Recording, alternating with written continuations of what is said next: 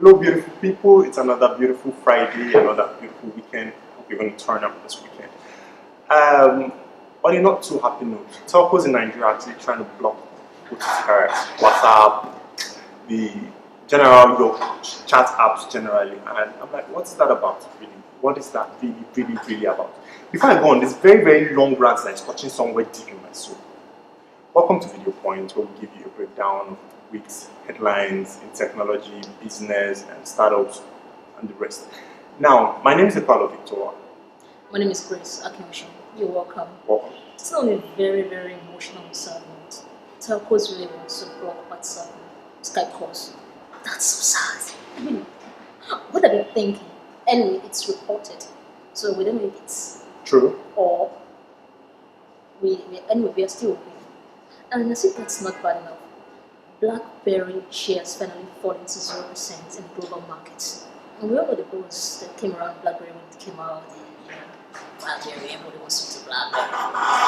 And I'm sure you are one of them too. Right now, well, bye to BlackBerry. And lastly, Big Brother Naija, how does it affect Nigerian business? What can we deduce from it? These are more brought to you this week. Just stay with us. Stay tuned. We'll be right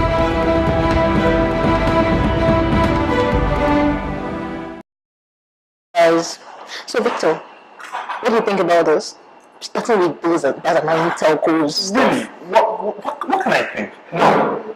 It was reported, I mean, it's not confirmed yet, but there's talk around town that telcos want to block OTT carriers, WhatsApp and your Skype, generally Skype, and what have you. And as much as I like to think about this, it doesn't make any sense. See, it's annoying.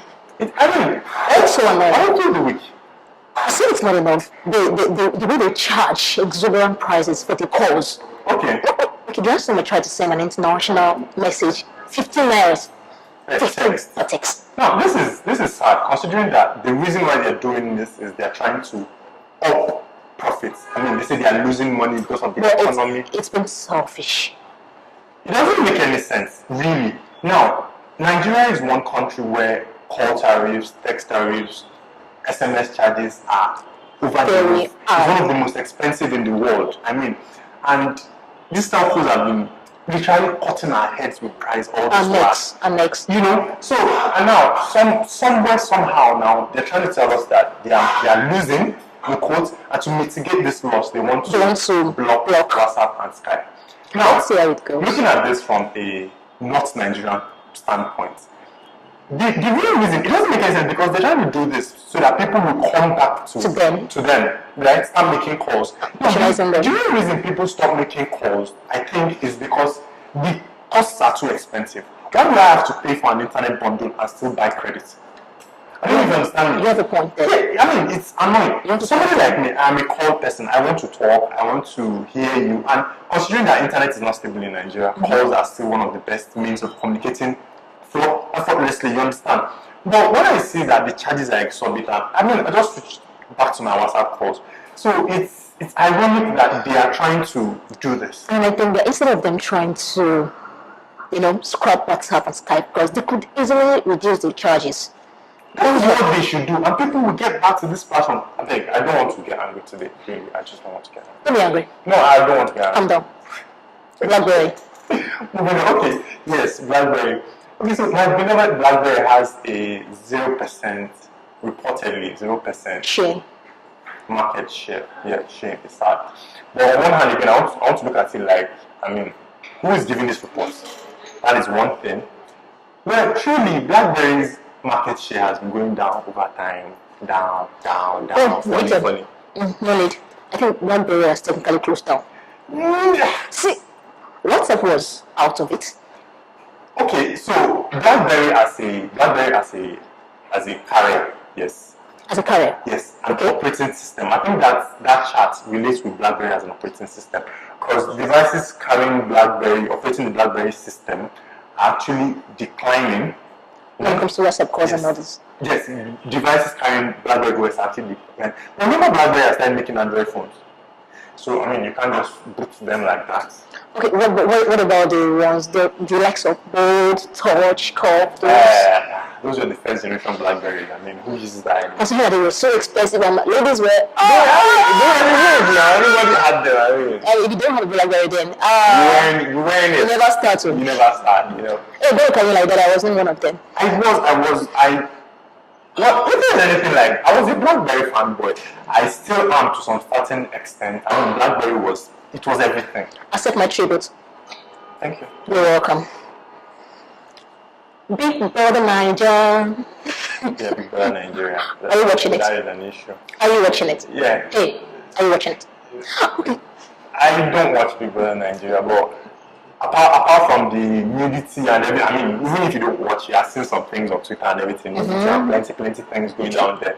Now, this article tends to examine Big Brother Nigeria being shot in South Africa. Yes, and how it affects Nigerian Businesses.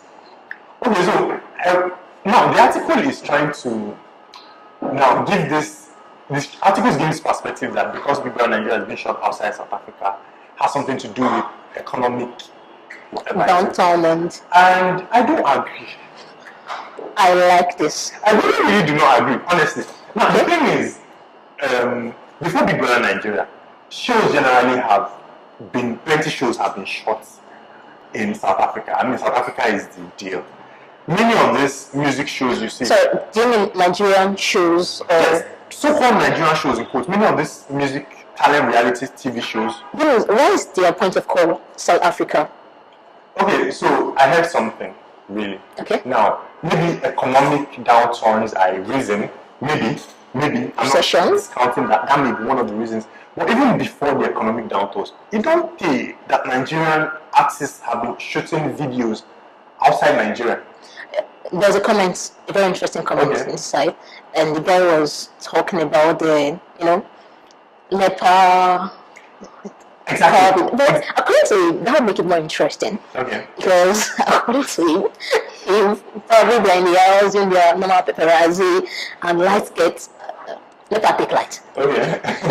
Then two people lock in the corner doing the stuff and light comes back and I'll be wow, it's getting more engaging. But you notice Nigerian businesses.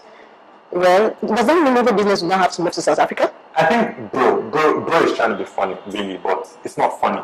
If you look at this from the business of the organizers of the show that are spending money to get this production in place, it's not funny. I mean, you're spending money to empower. The overhead costs are exorbitant. It's not worth it. It's not worth it. But you can read more about this on the website. Just check and analyze. Let's know what you think. This is our own point of view, right? I mean, we can have a different. And feel free to comment and let's say. Exactly. Speaking of money and startups, the Envision Prize opens 2017 applications for $100,000 entrepreneurship award. Now, this is a very interesting, money available. Particularly, it's for young entrepreneurs in Africa, ranging from 17 to 22 years old. Okay, so I really think this is interesting because the price range really narrows it down on one hand, The price, I say price. The age range narrows it down 17 years.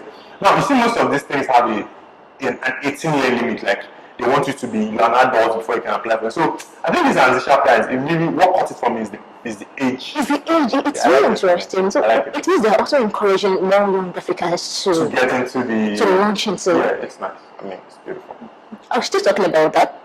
Google opens up application for 2017 Launchpad Start program. You know about the program? Yes. Okay, so I was going to clear a misconception. Excuse me.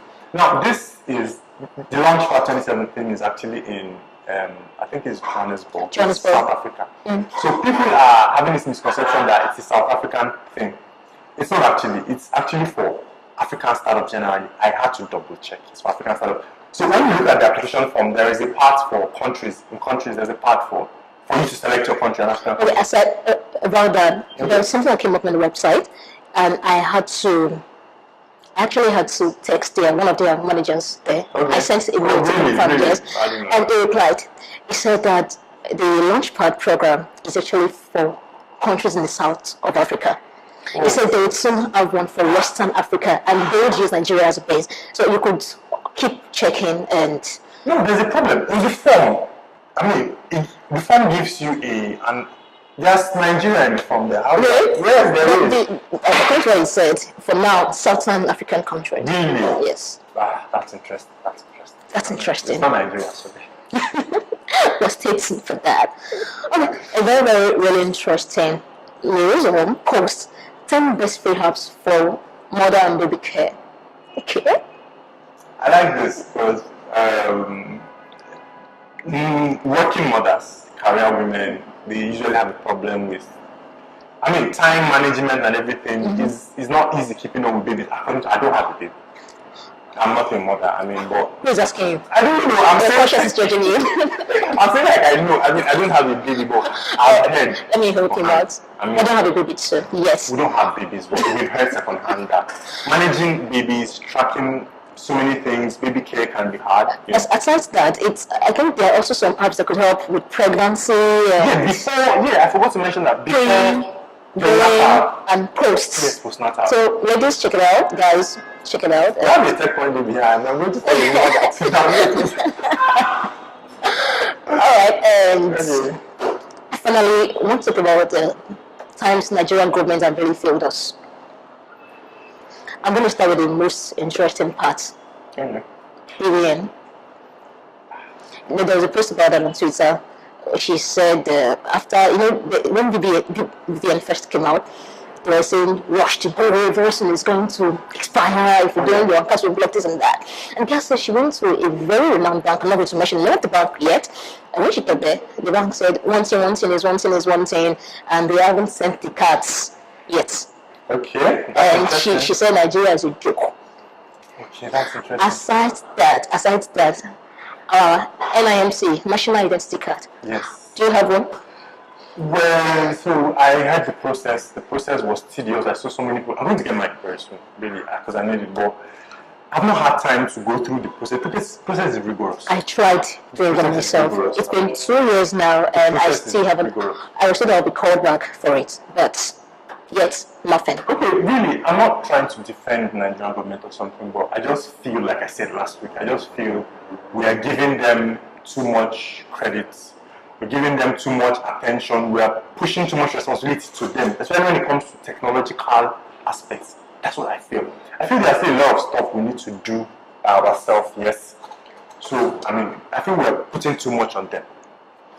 And what can we do without the government? Yeah, we can do something without the government. It's going to be limited when it comes to broadband penetration and moving from the analog to digital age, infrastructure, and I think we really need to. But anything apart from that, I think we are putting too much on them.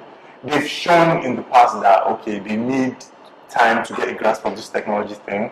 We're putting too much on them. Everything government. There's a lot of stuff. So what's your advice?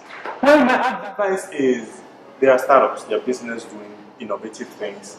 Now, when you look at these problems, these things that happen, these problems, logistics problems and everything, when you look at these things, what problem can I solve? What problem can my business solve? You understand? You just look at what you can do, that's all. And do your best. Do your best. Leave the rest. Alright, that is the end of our weekly roundup for this week. What do you have to say? Well, turn on this weekend. Yeah. See you next week. I'm Victor Paulo. Grace Akiosha. Thank you for staying with us. Thank you.